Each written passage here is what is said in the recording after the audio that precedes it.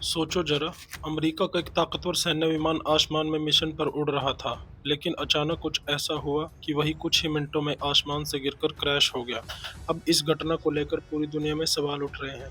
क्या यह सिर्फ एक हादसा था या फिर इसे मिसाइल से गिराया गया?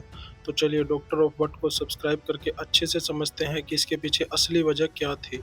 दरअसल हाल ही में मिडल ईस्ट में एक बड़ा हादसा हुआ, जहां अमेरिका का एक सैन्य विमान मिशन के दौरान क्रैश हुआ।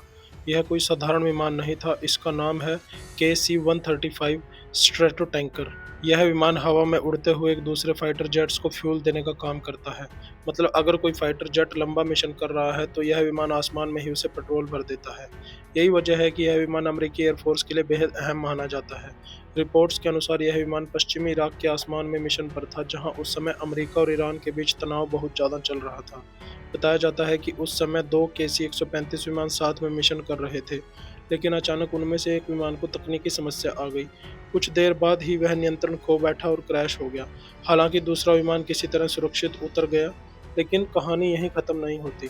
इस घटना के बाद ईरान समर्थित एक मिलिशिया ग्रुप ने दावा किया कि उन्होंने मिसाइल से इस अमेरिकी विमान को गिराया है।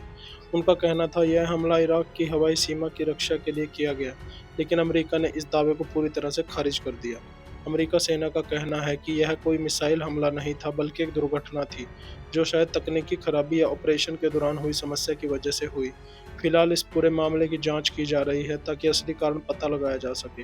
दिलचस्प बात यह है कि इससे पहले भी हाल ही के दिनों में अमेरिका के कई सैन्य विमान अलग-अलग मिशनों के दौरान क्रैश हो चुके हैं, जिससे यह साफ हो जाता है कि मिडल ईस्ट में चल रहा तनाव अब काफ़ी खतरनाक स्तर पर पहुंच चुका है।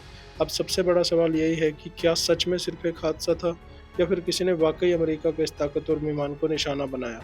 इसका असली सच तो जांच पूरी होने के बाद ही सामने आएगा, लेकिन एक बात तो तय है, अगर अमेरिका और ईरान के बीच तनाव इसी तरह बढ़ता रहा तो आने वाले समय में दुनिया को और भी बड़े टकराव देखने को मिल सकते हैं।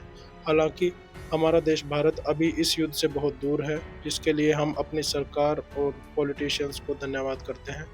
जय हिंद, जय भारत।